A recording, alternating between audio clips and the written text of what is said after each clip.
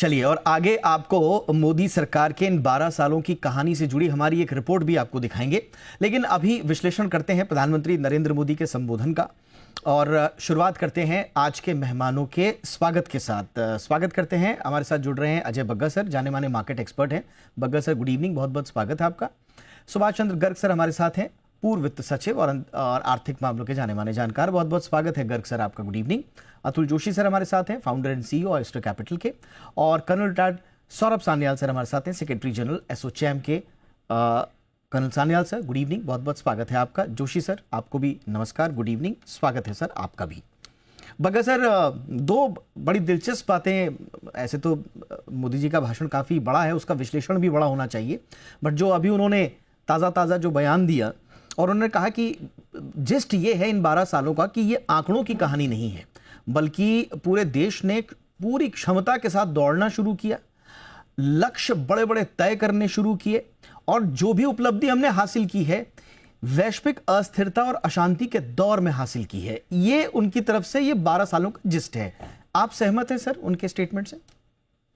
देखिए, मैं ज्यादा ना तारीफ करना चाहता हूं ना निंदा। ओवरऑल हमें क्या मिला, भारत को क्या मिला है ये 12 साल के कार्यकाल से? पॉलिटिकल कंटिन्यूटी बहुत जबरदस्त मिली। पॉलिसी कंटिन्यूटी जब आती है इस तरह से पॉलिटिकल कंटिन्यूटी से, तो आपका रिस्क प्रीमियम कम हो जाता है इकोनॉमी का। आप देखिए, उसी मोदी जी के कार्यकाल में ही 4 अमेरिकन प्रेसिडेंट आए, 6 यूके प्राइम मिनिस्टर हो चुके हैं, 7वां आने वाला है अगले कुछ हफ्तों में, शायद 7वां भी आ जाएगा। फ्रांस में 2 प्रेसिडेंट आए, जर्मनी में 3 चांसलर आए, जापान में 5 प्रधानमंत्री आए। ये जो स्टेबिलिटी रहती है ये डेमोक्रेसीज में नहीं होती। जी जिनपिंग रहे 20 साल और वो चलते ही रहेंगे, या पुतिन 1999 से है, वो 27 साल से है। ऑथोरिटेरियन रेजिम्स में इस तरह का कंटिन्यूटी आता है। डेमोक्रेसीज में रिवॉल्विंग डोर होता है, बहुत वॉलिटिलिटी होती है पॉलिटिकल पावर चेंज होने से, जिसके कारण आइडियोलॉजिकल चेंज आता है, जिसके साथ पॉलिटिकल कंटिन्यूटी ब्रेक हो जाती है। तो वो हमें बहुत बड़ा फायदा हुआ है कि एक सरकार, और ये मोदी सरकार जो रही 12 साल, उससे बहुत बड़ा भारत को फायदा हुआ है। दूसरा, अगर आप उनका कार्यकाल देखें तो पहला टर्म था क्लीन अप का, एनेबलमेंट का था। सब कुछ तय कर क्लीन किया। एक सिंगल यूनिफाइड टैक्स लाने की चेष्टा की गई, जीएसटी के द्वारा आईबीसी आया, डिमोनेटाइजेशन किया गया, और बहुत अब बैंक्स का जो बैलेंस शीट क्लीन अप हुआ, कॉर्पोरेट्स का balance sheet, so twin balance sheet clean up में पहला कार्यकाल लग गया। दूसरा फिर पब्लिक कैपेक्स में टेक ऑफ किया है। तो दूसरा अब सेट कर रहा है वो स्टेज कि भारत का इकोनॉमी टेक ऑफ करे, तो 3.4% पे आपका पब्लिक सेक्टर कैपेक्स बढ़ गया। तो ये बहुत, मैं कहूँगा, बहुत बड़ी उपलब्धि है। बैंक्स की बैलेंस शीट क्लीन अप करनी, कॉर्पोरेट लेवरेज कम हो गया, अच्छे अर्निंग्स ग्रोथ आए, कॉर्पोरेट्स के जीडीपी भी बढ़ा, और साथ में ये जो social capex, public sector capex जो खर्चा किया गया। अब जो बहुत बड़े आगे जो चैलेंजेस हैं उसकी बात करेंगे, बट मैं कहूँगा ये सबसे बड़ी उपलब्धि है। कंटिन्यूटी मिली, एनेबलमेंट मिला, सफाई हुई, और एक प्लेटफॉर्म बना दिया गया है टेक ऑफ के लिए। जी दीपक। एब्सोल्युटली सर, ये आपने बहुत वस्तु स्थिति दरअसल रखी है, वास्तविकता रखी है। और देखिए, उस कार्यकाल में जितनी उपलब्धियां हैं, क्या चीज़ें रह गई हैं, आलोचनात्मक और सकारात्मक दोनों पक्षों पर चर्चा होनी चाहिए। लेकिन दरअसल बदलाव क्या क्या आए हैं, दरअसल उन पक्षों पर हम शुरुआत में जरा फोकस कर रहे हैं। गर्ग सर, क्योंकि बड़े प्रशासनिक अधिकारी भी रहे हैं देश के, और वित्तीय मामलों को भी लगातार उन्होंने देखा है, तो उनसे वित्तीय और प्रशासनिक सुधार के बारे में सर जरा हमें बताइए। क्योंकि बार बार जब कहा जाता है कि प्रधानमंत्री नरेंद्र मोदी के कार्यकाल से पहले और बाद में जो डायरेक्ट ट्रांसफर, डीबीटी में जो लीकेज होता था, जो बतौर पत्रकार हम बहुत कवर किया करते थे और बड़ी आलोचना किया करते थे यूपीए के दौरान या उससे पहले, कि भाई पैसा बिचौलियों की और भ्रष्टाचार की भेंट चढ़ रहा है। राजीव गांधी ने भी कहा था कि भाई 1 रुपये में से सिर्फ 15 पैसे ही लोगों के हाथ में पहुंच रहा है।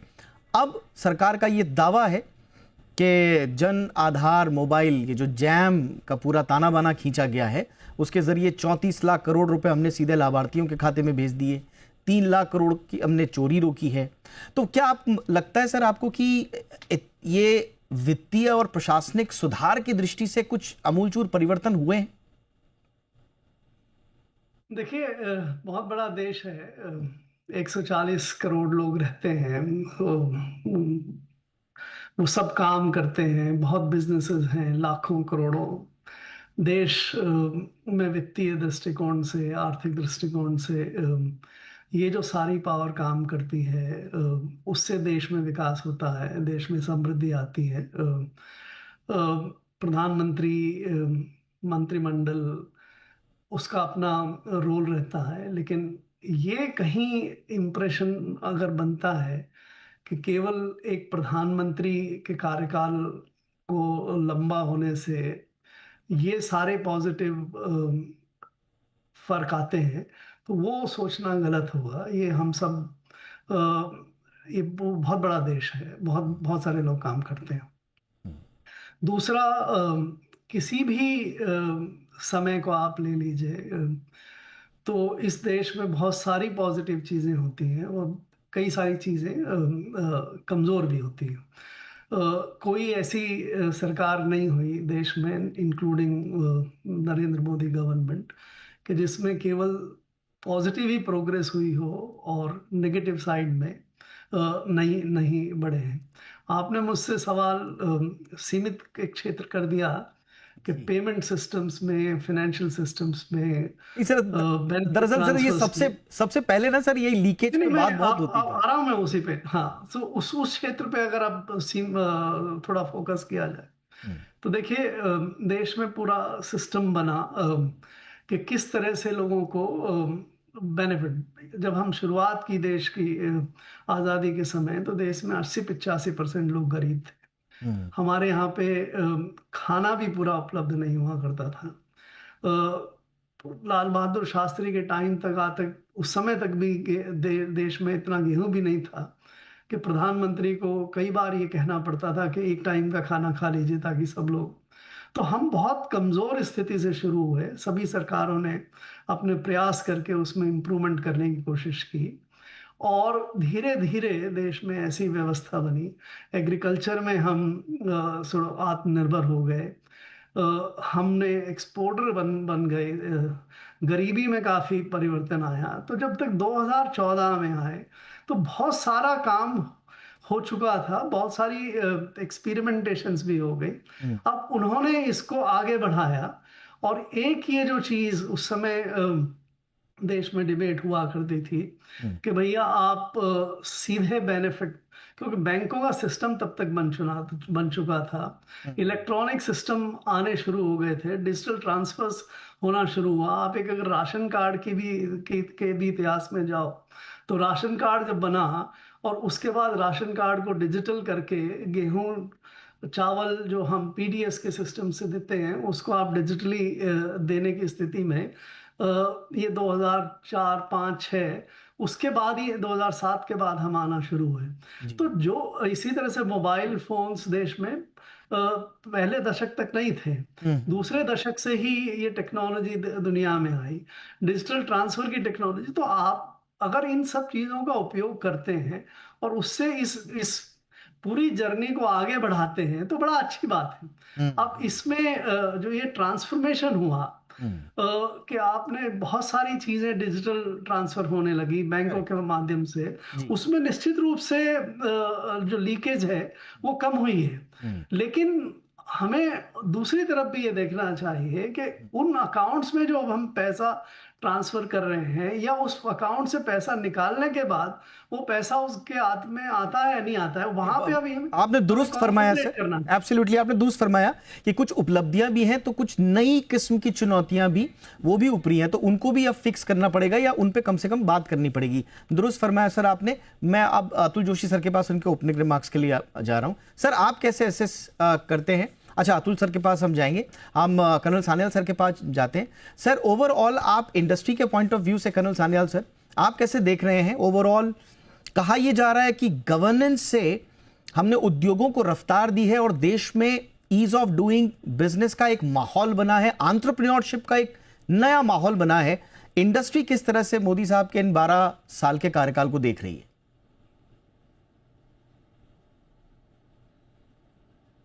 देखिए, सबसे पहले तो मैं एसोचैम की ओर से माननीय प्रधानमंत्री श्री नरेंद्र मोदी जी को भारत में सबसे लंबे समय तक सेवा देने वाले प्रधानमंत्री बनने की हार्दिक बधाई देता हूं। उनके नेतृत्व में भारत ने विकास, सुशासन और आर्थिक प्रगति में कई नए कीर्तिमान स्थापित किए हैं। हमें ये जानकर और देखकर खुशी होती है कि पिछले वर्षों में भारतीय अर्थव्यवस्था में लगातार मजबूत प्रदर्शन हुआ है। ये इंडस्ट्री का आप समझ लीजिए ग्रोथ हुआ है। जो लघु उद्योगपति थे वो मीडियम उद्योगों में बढ़कर आए हैं, जो मीडियम एंटरप्राइजेस थे वो लार्ज एंटरप्राइजेस बने हैं। और ये मैंने खुद पिछले 13 सालों में जब से मैं इंडस्ट्री चेंबर्स के साथ जुड़ा हूँ ये मैं देखता जा रहा हूँ।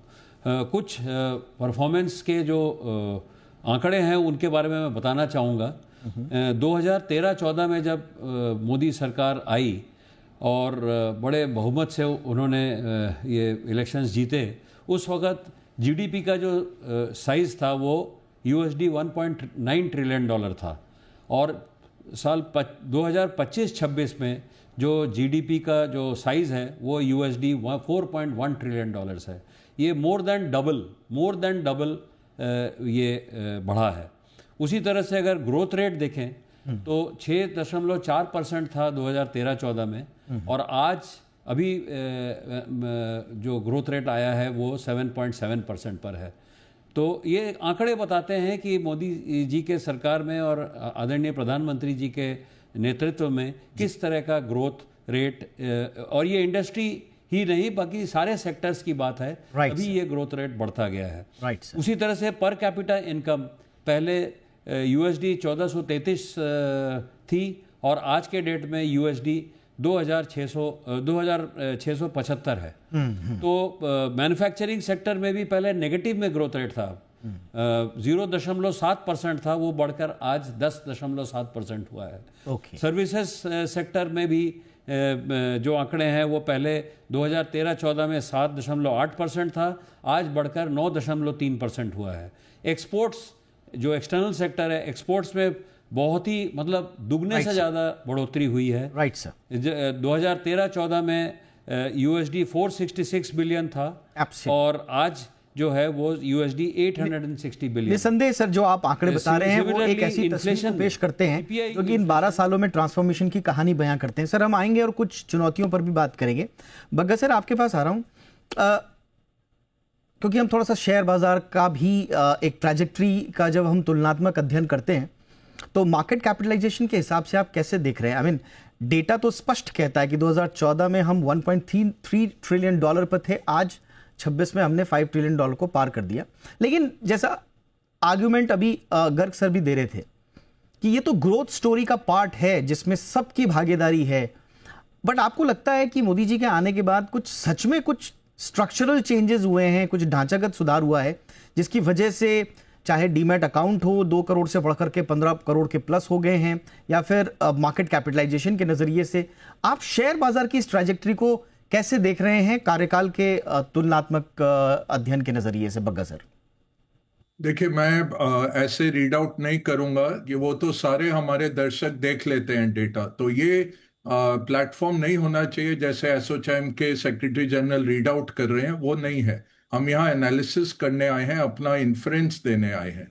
तो मैं ये कहूँगा सबके सामने है कि 200% ग्रोथ हुई है हमारे स्टॉक मार्केट में मोदी जी के कार्यकाल में, बट ये भी एक सच है कि मनमोहन सिंह जी के टाइम में 2004 से 2014 में बहुत जबरदस्त स्टॉक मार्केट बढ़ा था। 2008 का ग्लोबल फाइनेंशियल क्राइसिस के बावजूद और टेपर टैंट्रम के बावजूद 18% CAGR था और मोदी जी के टाइम में 10% है। अब ये तो बड़े आंकड़े हो गए, इसमें हमें सेकंड ऑर्डर लोगों को समझाना है, क्योंकि वो तो कोई अखबार उठा के देख लेगा, मैं भी बोल दूं 42 गुना आपका सोलर पैनल बढ़ गया जी, 42 गुना आपकी सोलर उपलब्धि हो गई, ये सब नहीं बोलना है बिजनेस चैनल में। हमें लोगों को बताना है जो मैंने शुरुआत में कहा। मैं ना ज्यादा निंदा करता हूं ना बहुत प्रेस करने में बिलीव करता हूं। आप देखिए, ये लीडरशिप इंपॉर्टेंट है क्योंकि वहां 5 जापानी प्राइम मिनिस्टर निकल के गए, 6 यूके प्राइम मिनिस्टर। तो ये स्टेबिलिटी जो आती है, विदेशी निवेशक जो लेके आते हैं, वो देखते हैं कि स्टेबिलिटी है कंट्री में, आइडियोलॉजिकल स्टेबिलिटी है, पॉलिटिकल स्टेबिलिटी है। इससे जो है आपका रिस्क प्रीमियम इकोनॉमी का घट जाता है।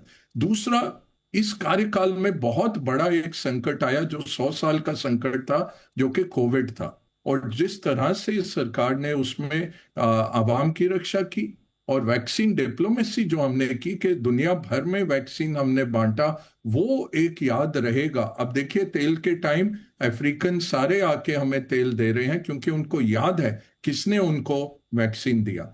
एजुकेशन में देखें, एनईपी आया, नए आईआईटीज, नए आईएम्स, नए एम्स जो नहीं खुले थे, अब 1.5 लाख मेडिकल सीट्स हो गई हैं। तो बहुत सारी चीजें ऐसी हैं जो हम उपलब्धियां कह सकते हैं। बट मैंने जो गिनाए, डीपीआई है सबसे पहले, तो डिजिटल पब्लिक इंफ्रास्ट्रक्चर जो क्रिएट किया गया है दीपक जी, ये एआई के दिनों में हर चीज में ये बहुत बड़ी उपलब्धि है। और इसमें ये जो सुभाष गर्ग जी बैठे हैं, इन्होंने बहुत बड़ा इसमें योगदान किया है। मैं मिलने जाता था इनको, इनके कार्यकाल में बहुत बड़ा काम हुआ है। दूसरा, अगर आप देखें, जो पब्लिक कैपेक्स पे हमने एक्सपेंडिचर किया है, क्योंकि क्या है, आपका जीडीपी का मल्टीप्लायर 4 से 8 गुना लगता है।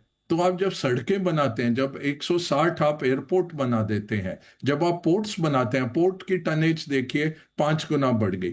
तो ये जरूर देखना है। तीसरा, जो पीएलआई के तहत जो हमने जबरदस्त काम किया है इलेक्ट्रॉनिक्स में, अब हमें वो 20% हम वैल्यू एडिशन कर रहे हैं उसके अंदर। तो बहुत बड़ा काम जरूर हुआ है, बट उसको अब कंपोनेंट मैन्युफैक्चरिंग भारत में लाना है, सेमीकंडक्टर मैन्युफैक्चरिंग, एटलीस्ट जो छोटे लेवल के सेमीकंडक्टर्स हैं उनको लेके आना है।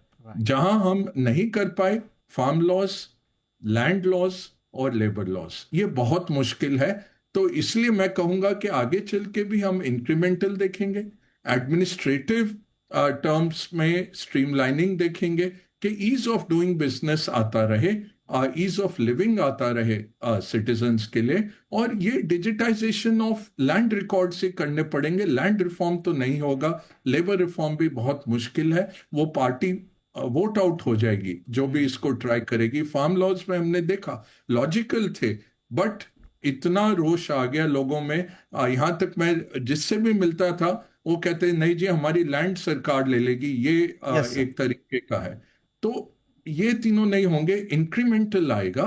और सबसे बड़ा जो मैं कहूंगा फेलियर हुआ है वो करप्शन के साथ है। तो बिग बैंग करप्शन बंद हो गई, जबरदस्त करप्शन एट द टॉप नहीं है, सिंगल विंडो है, आसानी से आप काम कर सकते हैं, but on the ground corruption. और अगर ऐसा एक पीडब्ल्यूडी इंजीनियर 1000 करोड़ बना सकता है, कोई आईएएस ऑफिसर 2500 करोड़ पे बैठ सकता है, ये बहुत ही चुभती हुई बात है। ये जी जिनपिंग ने किया, 6 लाख लोगों को डाला उसने जेल में, यहां तक कि 3 डिफेंस मिनिस्टर्स को निकाला, उनको सजाए मौत भी दी, 20-25 जनरल्स को निकाला। इतनी करप्शन थी चीन में, उसने मुहिम छेड़ी, वो हमने नहीं की। तो पब्लिक और स्मॉल इंडस्ट्रियलिस्ट आज भी त्रास्त है बहुत ही करप्शन के कारण। आई थिंक वो एक मैं कहूंगा कि वहां पे ये आपने बड़ा फेयर एनालिसिस दिया सर कि हमारी जो उपलब्धियां हैं दरअसल इररिस्पेक्टिव ऑफ कोई लीडर या कोई चेहरा, दरअसल जो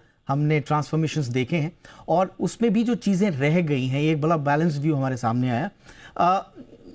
जोशी सर हमारे साथ लाइव नहीं जुड़ पा रहे हैं तकनीकी कारणों से, लेकिन फ़ोन के माध्यम से ज़रूर उनका हम नज़रिया समझना चाहेंगे। Quickly sir, Joshi sir, how do you assess 12 साल कैसे रहे? देखिए, जैसे भगवान ने जो प्रकृति बनाई तो दिन भी बनाया, रात भी बनाई, तो वैसे भी बहुत सारी उपलब्धियां हैं और बहुत सारे नेगेटिव्स हैं जो हुए हैं या जो थे वो कंटिन्यू कर रहे हैं। सबसे बड़ी उपलब्धियों में से मैं ये कहूंगा कि कोविड के समय जिस तरह से इकोनॉमी को स्टीयर किया गया, मेरे ख्याल से पूरी दुनिया में हम एक मिसाल हमने खड़ी कर दी। हमारे आरबीआई के गवर्नर जिस तरह से सिचुएशन एमएसएमईज के लिए गारंटी स्कीम्स लेके आए, कई सारी स्कीम्स लेके आए, बैंकों के लिए, ट्रेजरी के लिए, कॉर्पोरेट्स के लिए, फार्मर्स के लिए, बहुत ही सुंदर तरीके से हमने वो कोविड का समय संभाला। दूसरी जो सबसे बड़ी उपलब्धि थी वो थी ऑयल की। ऑयल में 2 फेज आए, एक तो यूक्रेन की वॉर के समय जब वो 22 में वॉर चालू हुई, और एक आज के समय में। दोनों समय में 2 चीजें हुई, एक तो प्राइस स्टेबिलिटी और दूसरा उसकी सप्लाई हमने कंटिन्यू रखी। लेकिन एक सॉफ्टर स्टेटमेंट दुनिया को गया कि इंडिया झुकेगा नहीं, अपने नेशनल इंटरेस्ट को आगे रखेगा। ये जो मैसेज गया है खास करके गोरों के देश में, यूरोप में, वो मेरे ख्याल से एक रेवोल्यूशनरी मैसेज था। तीसरी तो जैसे कि बहुत सारी चीजें हैं, लेकिन मैं कहूंगा कि जैम जो उन्होंने लेके आए, पीछे से चले आ रहा था, उन्होंने उसको एकदम फास्ट ट्रैक पे डाल के बहुत ही आगे लेके गए। नेगेटिव्स में जो डीबीटी की बात हो रही है, उसमें मेरे ख्याल से सबसे बड़ा लीकेज आज की तारीख में फूड सब्सिडी है। आप देखिए, उन्होंने पेट्रोल सब्सिडी तो वर्चुअली नहीं के बराबर कर दी, 20-22 हजार करोड़ के आसपास है, लेकिन फूड सब्सिडी जो 1 लाख करोड़ के आसपास थी, आज 2.25 लाख करोड़ के आसपास पहुंच गई है। 88 करोड़ लोगों को खाना मिल रहा है, और ये कौन से लोग हैं पता ही नहीं है। हर 5 में से 3 आदमी को खाना मिलना चाहिए परसेंटेज के हिसाब से। आप देख लीजिए आज आपके अगल बगल में कहीं किसी को खाना मिल रहा हो मुफ्त में, तो ये मतलब कुछ सेंस नहीं बन रही है। ये जो आंकड़े हैं वो फूड सब्सिडी का कुछ, और वो डायरेक्ट सब्सिडी भी नहीं है, ना डीबीटी होती है फूड सब्सिडी में, तो वो एक क्वेश्चन मार्क है मेरे हिसाब से। और ये अपने बजट डेफिसिट के ऊपर बहुत बड़ा नेगेटिव इम्पैक्ट है। ऑल राइट सर, तो ये आपका आकलन है मोटा मोटा जो 12 वर्षों का है, जिसमें कुछ उपलब्धियां भी हैं और उसमें कुछ ऐसे प्रश्न भी हैं जो आपने कहा कि वो क्यों जारी रखे गए हैं या आगे जाकर वो और विकृत स्थिति में क्यों नजर आ रहे हैं, ये आपने कहा कि आपकी समझ से परे। बहरहाल आगे बढ़ते हैं। आप गर्ग सर, आपके पास आ रहा हूँ। एक मैं मोटा मोटा सर, क्योंकि दोनों कार्यकालों का जैसे हम बोल रहे हैं कि मोटे मोटे जो कीवर्ड्स हुआ करते थे ना, उन जैसे भाई सरकार से जो 1 रुपया चल रहा है उसका क्या हुआ, बड़ी बहस होती थी। इसलिए आज मैं बड़े उस समय उनके कार्यकाल से पहले के कीवर्ड्स आपसे डिस्कस कर रहा हूँ। एक बड़ा कीवर्ड उस समय हुआ करता था सर, गर्ग सर, वो होता था पॉलिसी पैरालिसिस, जिसमें बार बार होता था कि भाई गठबंधन की मजबूरी है पुरानी सरकारों की, बड़े बड़े घोटाले हमने देखे, नौकरशाही, मंत्री किसी भी फाइल पर दस्तखत करने से डरते थे। तो एक तरह से पॉलिसी पैरालिसिस की बड़ी खबरें उस वक्त हम सुनते थे। आजकल ये शब्द नहीं सुनाई देता है, इसके ठीक उलट हम देखते हैं स्पीड ऑफ डिसीजन मेकिंग पे आलोचनात्मक भी और सकारात्मक भी दोनों तरह की बातें होती हैं। तो क्या ये आकलन सर आपको फेयर लगता है कि पॉलिसी पैरालिसिस पूरी तरह से चला गया और अब स्पीड ऑफ डिसीजन मेकिंग पे नए जो कीवर्ड्स बनकर उभरे हैं डिस्कोर्स के, ये आपको फेयर एनालिसिस लगता है सर? देखिए, ये सवाल जो है वो हमारे देश के जो इंस्टीट्यूशंस हैं उनके साथ वो कैसे काम करते हैं उससे जुड़ा हुआ है। ये बात सही है कि 2012-13 में स्पेशली पहले टर्म में मनमोहन सिंह जी के गवर्नमेंट में ये शब्द नहीं सुनाई देता था। 2012-13 के आसपास आते आते ये पॉलिसी पैरालिसिस की धारणा काफ़ी वाइड स्प्रेड हो गई थी। ये माना जाने लगा था कि डिसीजन मेकिंग नहीं हो रही है, डिसीजंस में बहुत समय लगता है। ये बात पूरी तरह से सही नहीं है। आप अगर आज के जिन डिसीजंस के बारे में आप बात कर रहे हैं, वो सारे के सारे डिसीजंस एक्चुअली उसी समय शुरू हुए थे। आधार का जो डिसीजन है वो उस समय लागू हुआ, चालू हुआ।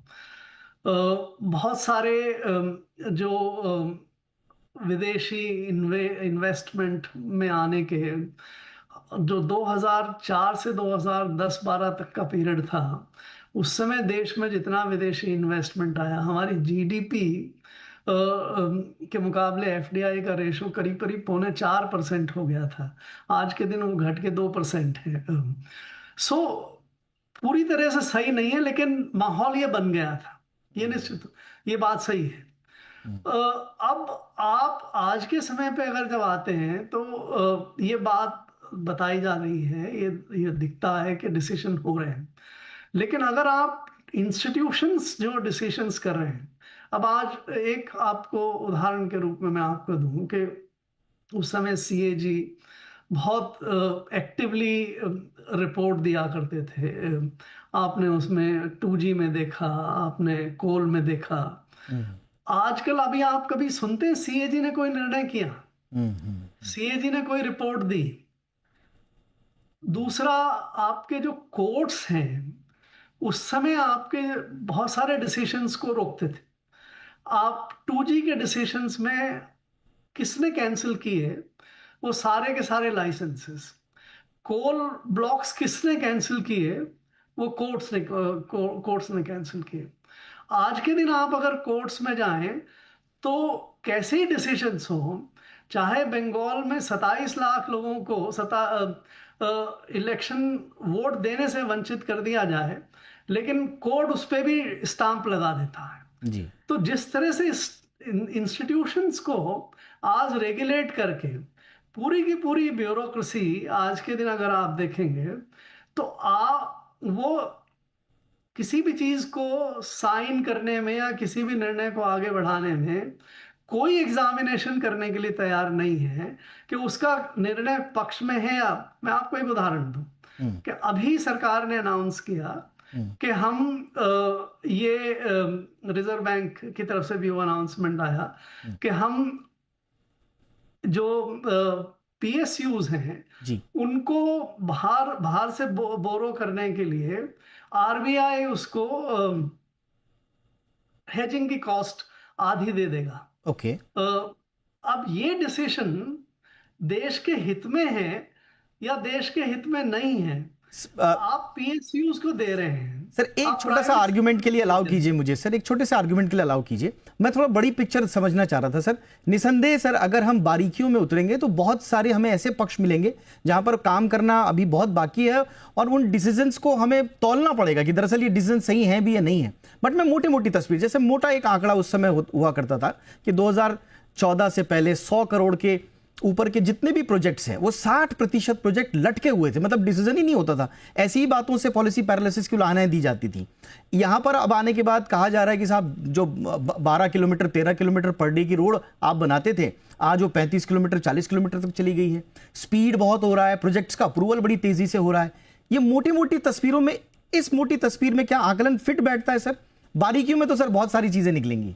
अगेन आप बिल्कुल सही कह रहे हैं कि देश में बहुत सारे बड़े प्रोजेक्ट्स जो हैं वो उस समय रुक गए थे और इतनी सरकार चिंतित थी उस समय कि अलग एक प्रधानमंत्री की अध्यक्षता में कमेटी बना के और एक एक प्रोजेक्ट को मॉनिटर करने के हिसाब से निर्णय लेने का काम भी उस समय शुरू हुआ।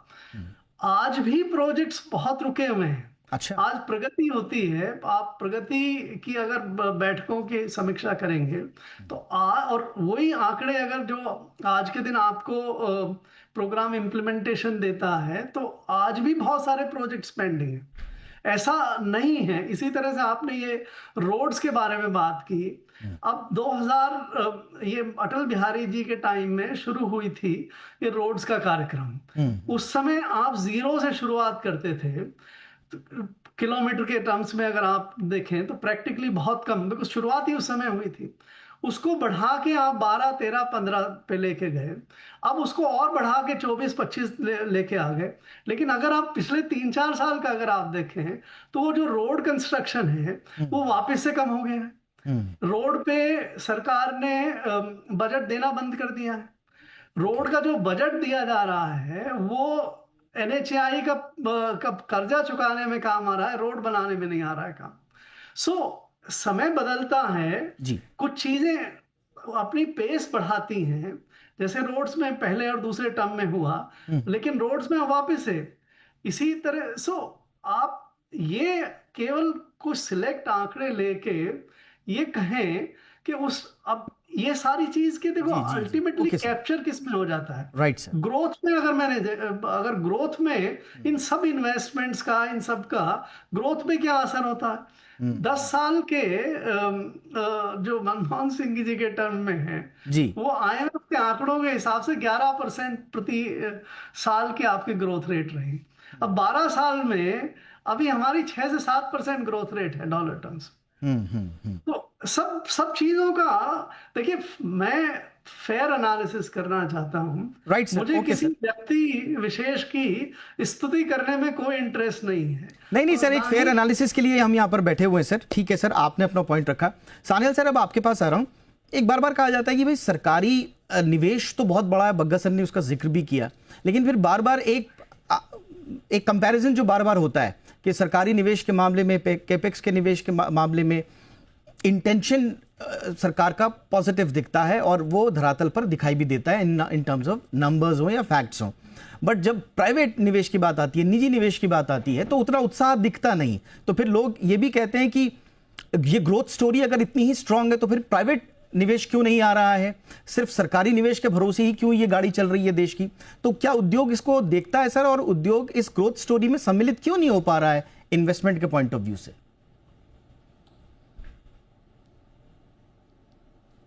देखिए, प्राइवेट निवेश ज़रूर हो रहा है, लेकिन उसकी गति जो है वो थोड़ी स्लो है, बिकॉज ऑफ ऑब्वियस रीजंस। हम एक क्राइसिस से दूसरे क्राइसिस में जा रहे हैं, दूसरे से तीसरे क्राइसिस में जा रहे हैं, तो लोगों को थोड़ा सा निवेश करने में थोड़ा सा तकलीफ हो रही है, बिकॉज वो अपने जो कैपेसिटी बिल्डिंग है, अपना जो फैक्ट्री के जो अपने दिक्कतें हैं और अपना एक्सपेंशन की जो दिक्कतें हैं, उसमें वो निवेश कर रहे हैं। आप अगर देखें तो जितने इंडस्ट्रियल पार्क्स आए हैं आज, उसमें private equity has also come in. उन्होंने प्राइवेट इन्वेस्टमेंट्स किए हैं, बड़े बड़े जो लार्ज और जो वेरी लार्ज इंडस्ट्रीज़ हैं, जो वेरी लार्ज कॉरपोरेट्स हैं, उन्होंने इन्वेस्टमेंट किया है, लेकिन उन्होंने साथ में अपना कैपेसिटी एक्सपेंशन भी किया है। जो लघु उद्योग हैं, जो मीडियम और स्मॉलर एंटरप्राइजेज हैं, वो they are executing works, they are implementing projects. तो हर जगह से इम्प्लीमेंटेशन में भी पैसा खर्च होता है, कैश फ्लो, उनका जो वर्किंग कैपिटल है वो इन्वेस्टमेंट करना पड़ता है। तो वो बैंक से लोन लेकर के आज के डेट में आप देखिए, प्रेजेंट सिचुएशन में देखिए, एनपीएस जो हमारी बहुत बड़ी कहानी थी 2013-14 में, आज के डेट में कितने एनपीएस हैं? They have been resolved. And why they have been resolved? Because the industry has invested their own money. मैं ये कहना चाहता हूँ कि पहले ज़माने में जो हम गवर्नमेंट के फंड्स पर हम डिपेंड करते थे, इंडस्ट्री डिपेंड करती थी, वो सिर्फ लोन्स से चलती थी। आज के डेट में 1 या 2 साल के निवेश के बाद इमरजेंसी क्रेडिट फंड जैसे कोविड में दिया गया, उसमें कोई मतलब उतने खास एनपीएस नहीं है। जितने स्कैम्स हुए आपके, वो 2013-14 में 2004-5 से हमारे कुछ स्पीकर्स बोल रहे थे कि काफ़ी ज़ीरो से लेकर के हमने स्टार्ट किया, लेकिन मैक्सिमम स्कैम्स आपके 2005 से लेकर के 2013 तक हुए। बट उसके बावजूद कर्नल सान्याल सर, उसके बावजूद इसीलिए कहा ये जाता है governance was not very good. Sanyal sir, उसके बावजूद ये कहा जाता है 2004 से 2014 के बीच में भारतीय इतिहास में निजी निवेश का स्वर्ण काल कहा जाता है, इन्वेस्टमेंट बूम कहा जाता है। 2007-8 में जो सकल स्थिर पूंजी निर्माण GFCF जिसको कहा जाता है, जीडीपी के 36% के सर्वकालिक उच्च स्तर पर थी। यूपीए के 10 साल में अगर आप औसत निवेश अनुपात निकालेंगे तो वो 32 से 34 के बीच रहता था। अब यहां इस वक्त पिछले 12 सालों में निवेश टू जीडीपी का अनुपात गिर करके 28 से 31% के दायरे में है, और सरकार को अपना कैपेक्स बढ़ाना पड़ रहा है, बढ़ा के 11 लाख करोड़ करना पड़ रहा है। तो जो आप कह रहे हैं, अगर उस समय बड़ी दिक्कतें थी तो उस समय तो प्राइवेट निवेश बड़ा अच्छा हो रहा था, उस समय कम होना चाहिए था। आज जब सरकार आपके साथ है, सब कुछ है, माहौल बढ़िया है, तो फिर एक कोने में क्यों पूंजीपति बैठे हुए हैं? वो क्यों नहीं इस ग्रोथ स्टोरी में सम्मिलित हो रहे हैं? नहीं, ग्रोथ स्टोरी में तो ज़रूर है साहब, अदरवाइज देश में जीएसडीपी नहीं बढ़ता, देश में जीडीपी नहीं, ग्रोथ नहीं होती। ये सिर्फ सरकारी पैसे से नहीं हो रहा है, ये प्राइवेट सेक्टर बड़े बहुत मात्रा में इन्वेस्टमेंट्स कर रही है, लेकिन मैंने जैसे बोला है आपको, जो वो इन्वेस्टमेंट अपने ग्रोथ में कर रही है, अपने एम्प्लॉयमेंट जनरेशन में कर रही है, अपने कैपेसिटी बिल्डिंग में कर रही है, एक्सपेंशन मोड में है। आज इंडस्ट्री एक्सपेंशन मोड में है। जो स्मॉलर इंडस्ट्रीज थी वो आज उस समय कॉर्पोरेट टैक्स भी 30% था, सरकार ने अब घटा करके उसको अभी 22% कर दिया है। ये सर वो दिए जाते हैं। ओके सर, और अब टैक्स को बढ़ाया गया है उसमें। मैं आऊंगा सर आपके पास क्विकली। सर आपका मैं पॉइंट समझ गया, बट वो इंटेंशन वाली जो आपने बात बोली उसमें आप बोलते हैं कि कोई कमी नजर नहीं आती। क्विकली जोशी सर, इस पर कुछ ऐड करना चाहेंगे सर? ये प्राइवेट निवेश क्यों नहीं आ रहा है सर, जब सब कुछ माहौल इतना बढ़िया चल रहा है? देखिए, दो चीजें हैं। एक तो ये है कि जो 2004 से 12 का जो पीरियड था, तब भारत का इंफ्रास्ट्रक्चर बहुत ही वीक था। तो वो पीरियड में हमने क्या क्या सेक्टर्स में ग्रोथ देखी वो हम देखते हैं। तो सबसे पहले रोड्स आए, उसके बाद में power plants, ultra mega power project सब उसी समय में आए। तीसरे, कई सारे एयरपोर्ट्स को कार्यान्वित किया गया, steel, telecom, right sir, ports, telecom. तो अब क्या है कि वो मेच्योरिटी हो गई। की तारीख में रोड बनाएंगे तो कहाँ बनाएंगे? सारे national highways by and large बन चुके हैं। तो इंक्रीमेंटल इंफ्रास्ट्रक्चर स्पेंड के लिए कोई पॉसिबिलिटी नहीं रही है। और जहां तक सवाल है प्राइवेट कैपेक्स का, तो जहां पर गवर्नमेंट खर्च कर रही है, सिर्फ और सिर्फ उसी सेक्टर में प्राइवेट कैपेक्स बढ़ रहा है। जैसे कि गवर्नमेंट बोल रही है मैं डिफेंस खरीदूंगा, डिफेंस में आपको कैपेक्स दिखेगा। गवर्नमेंट कहेगी मैं रेलवे में करूंगा, रेलवे में दिखेगा। पिछले 2 साल से गवर्नमेंट ने शिप बिल्डिंग के लिए कहा है, तो शिप बिल्डिंग में आपको कैपेक्स दिखेगा। बाकी ओन हमारा कोई भी इंडस्ट्रियलिस्ट इनोवेशन R&D में मानता नहीं है। प्रूफ ऑफ कॉन्सेप्ट है तो मैं वो टेक्नोलॉजी बाहर से लेके आऊंगा, इंडिया को बेचूंगा। That is also the whole mindset is different. But key reason यह है कि इकोनॉमी मैच्योर हो चुकी है। वहां पे कुछ नहीं था, आज हम मैच्योर हो चुके हैं, तो कैपेक्स पॉसिबल नहीं है। वो जो गति थी कैपेक्स की, वो बिकॉज की पूरा एकदम खाली था, कुछ नहीं था तब इंडिया के पास। नहीं, बट एक वो इंटेंशन क्यों नहीं दिखाते सर? अभी उद्योग जगत हम देखते हैं कि ग्रीनफील्ड प्रोजेक्ट्स के लिए भी लॉन्ग टर्म लोन लेने में कतरा रहे हैं, जबकि अभी तो सब कुछ ठीक है, वित्तीय स्थिति आपकी ठीक है, कॉर्पोरेट जगत ऑलमोस्ट कर्ज मुक्त है। तो नए लॉन्ग टर्म लोन लेने में प्रॉब्लम क्या है? अभी जो हमको क्रेडिट ग्रोथ दिखती है उसमें उद्योगों की बजाय हम देखते हैं कि कंज्यूमर लोन बहुत ज्यादा है, मतलब रिटेल लोन है, पर्सनल लोन है, क्रेडिट कार्ड में है। इसका कारण मोदी गवर्नमेंट की पहली गवर्नमेंट है। ओके। अगर आप देखें कि 2014 में जैसे ही मोदी गवर्नमेंट आई, उन्होंने सारा दोष का टोपला ये बैंकों के चीफ एग्जीक्यूटिव ऑफिसर्स और बैंकों की मैनेजमेंट, आप खोल के देखिए वो जो हेडलाइंस होती थी करप्शन है, ये है, वैसा है, वो सब कर रहे थे जी। Okay sir. अतुल सर, आपकी आवाज भी थोड़ा क्रैक होके आ रही है। आप गर्ग सर अभी कुछ कहना चाह रहे थे इसमें। गर्ग सर, मैं ये कहना चाहता हूं कि आज के दिन आप पास्ट की जगह फ्यूचर की बात करें। अभी देखो दुनिया में कहाँ इन्वेस्टमेंट हो रहा है। AI रिलेटेड दुनिया में $1 ट्रिलियन का इन्वेस्टमेंट हो रहा है। भारत में कितना हो रहा है? 0 है। सेमीकंडक्टर्स में हम इन्वेस्टमेंट कर रहे हैं, 10 बिलियन के हम फैक्ट्री लगाने की कोशिश कर रहे हैं। बाकी दुनिया में 400 बिलियन का सेमीकंडक्टर्स में इन्वेस्टमेंट हो रहा है। हमारी जो सेमीकंडक्टर्स की फैक्ट्रियां हैं उनमें इन्वेस्टमेंट सक्सेसफुल होगा या नहीं होगा, क्योंकि हमारे पास इकोसिस्टम नहीं है। इलेक्ट्रिक व्हीकल्स में आप देखिए, जो फ्यूचर है, एनर्जी ट्रांजिशन में आप देखिए इतनी अपॉर्चुनिटी है। तो अगर आज हम आगे के लिए बात करें 2047, 2050 या 2030-40 की, जी, तो आप अगर उस नजरिए से देखोगे कि आगे के क्षेत्रों में जहां इन्वेस्टमेंट हो रहा है वहां हम क्या कर रहे हैं, तो आपको अंदाजा लगेगा कि हम आगे के लिए आज की फाउंडेशन तैयार नहीं कर रहे हैं। बट सर, वो मेरी सबसे ज्यादा कंसर्न है। बट सर फिर ये काउंटर आर्ग्यूमेंट आता है कि एनवीडिया हो गया या चिप्स बनाने वाली दुनिया की सबसे मूल्यवान कंपनी है, वो भारत में आ रही है टाटा के साथ, रिलायंस के साथ, योटा के साथ मिलके एआई सुपर कंप्यूटिंग का इंफ्रास्ट्रक्चर कर रही है। गूगल अपना $10 बिलियन इंडिया डिजिटाइजेशन फंड में डाल रहा है। फिर हम माइक्रोसॉफ्ट भी देखते हैं कि भाई 20 लाख से ज्यादा लोग। तो ऐसा नहीं है सर कि हमने वो एआई की रेस पूरी तरह से छोड़ दी, पार्टिसिपेशन तो हो रहा है, ये भी एक आर्गुमेंट आ रहा है। इस पे थोड़ा सा ध्यान देना चाहिए। अब जैसे गूगल का इन्वेस्टमेंट आया, अब वो कहाँ आ रहा है इन्वेस्टमेंट? वो डेटा सेंटर बनाने में इन्वेस्टमेंट आ रहा है। डेटा सेंटर में आपको पावर चाहिए, पावर आप डेफिसिट में है। वो जो गूगल का इन्वेस्टमेंट वो एआई के लिए नहीं है, वो डेटा सेंटर बनाने के लिए है, क्योंकि दुनिया में पावर की क्राइसिस हो रही है, हमारे यहाँ और भी ज्यादा। सर एक छोटा सा आर्गुमेंट कि इतनी बड़ी बड़ी कंपनियों ने कुछ तो ड्यू डिलिजेंस दिया होगा सर, वो अपना अरबों बिलियन डॉलर झोंक देंगे ऐसे ही बिना ये देखे कि भाई बिजली उनको भारत में मिलेगी कि नहीं मिलेगी, पानी मिलेगा कि नहीं मिलेगा। दीपक, उनको अगर सस्ती यहाँ पे मिलती है डेटा सेंटर लगाने के लिए, पावर मिलती है, भारत सरकार उसका टैक्स माफ कर देती है अगले आने वाले सालों में, तो वो यहाँ क्यों नहीं लगाएंगे डेटा सेंटर?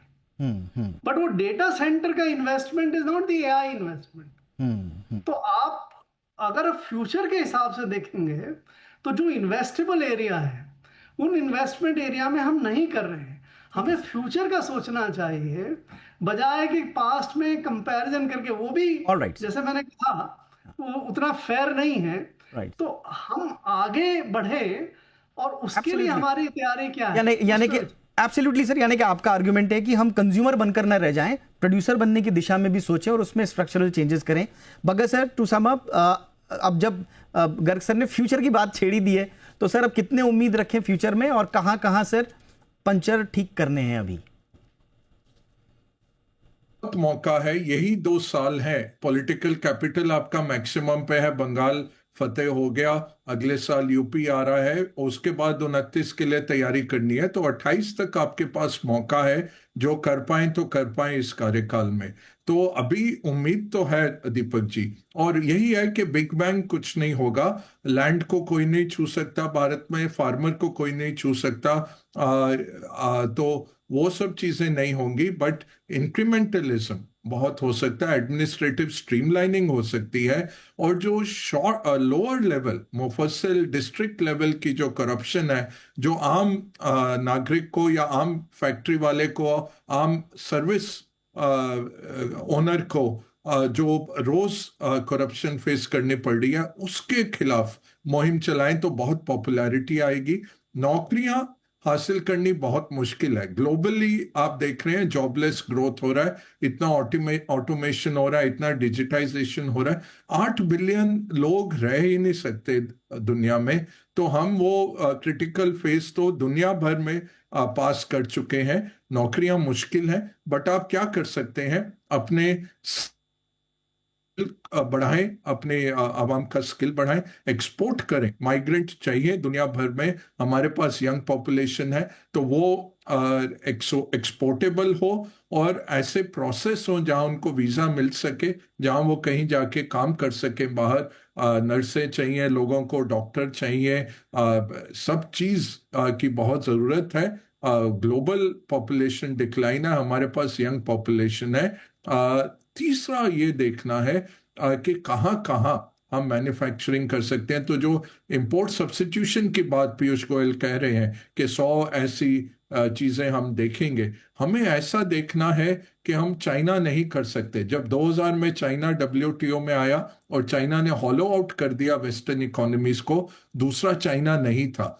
आज जब हम निकलते हैं, वहां चाइना बैठा हुआ है फैक्ट्री ऑफ द वर्ल्ड बन के, वो हमें आगे नहीं बढ़ने देता। तो हमारा जो डेवलपमेंट मॉडल होगा वो हाइब्रिड रहना पड़ेगा, वो स्किल बेस्ड रहना पड़ेगा, वो थोड़ा कोरिया से सीखना पड़ेगा जो उन्होंने 60-70 में किया, थोड़ा ब्राजील से सीखना पड़ेगा, उन्होंने 54 कंट्रीज में बेस्ट एग्रीकल्चर प्रैक्टिसेस लेके आए, वो हम क्यों नहीं कर रहे? जब 66% हमारे लोग एग्रीकल्चर में बैठे हुए और सिर्फ 15% उत्पादन कर रहे हैं, वो तो मुहिम होनी चाहिए। 5 आपके मिनिस्ट्री होने चाहिए, एक मिनिस्ट्री ऑफ एग्रीकल्चर नहीं होना चाहिए, 5 होने चाहिए, जो हर चीज है कि हर फार्म में सोलार हो, हर फार्म में पोल्ट्री हो, हर फार्म में गाय हो। ऐसे 15 चीजें करनी है पूरे भारत में, तो वो जो होड़ है वो बहुत जरूरी है, और उसमें कोई पॉलिटिकल कैपिटल खर्च नहीं होता, वो सिर्फ मैंडेट की बात है। तो वो मेरे को उम्मीद है कि आएगा, क्योंकि मोदी जी लेगेसी सोचेंगे, और अगले 3 साल या अगले 8 साल की लेगेसी वो सोचेंगे, किस शेप में देश को छोड़ना चाहेंगे। बहुत काम हुआ, बहुत जबरदस्त काम हुआ, बट हमने 2004 देखा जब वाजपेयी जी हार गए, जब हमें इंडिया शाइनिंग दिख रहा था, वो हार गए। या चंद्रबाबू नायडू, मैंने बहुत काम किया चंद्रबाबू नायडू के साथ 1990 के दशक में, बहुत जबरदस्त एडमिनिस्ट्रेशन था, पूरा हैदराबाद उन्होंने बनाया, हार गए वो। तो ये मोदी जी को बहुत समझ है कि क्या एंटर करना है, क्या नहीं करना है। वो पॉलिटिकल सर्वाइवल के साथ भारत को बढ़ाना, ये मैं कहूंगा इन अ क्रक्स ये चैलेंज है। Absolutely sir.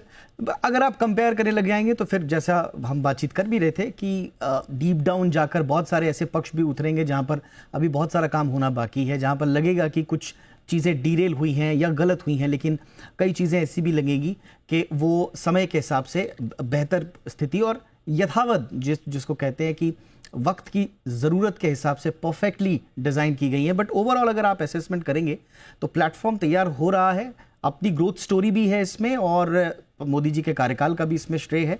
प्लेटफॉर्म भारत का अपनी गति से आगे बढ़ रहा है, लेकिन इंजन थोड़ा सुस्त दिखाई दे रहा है।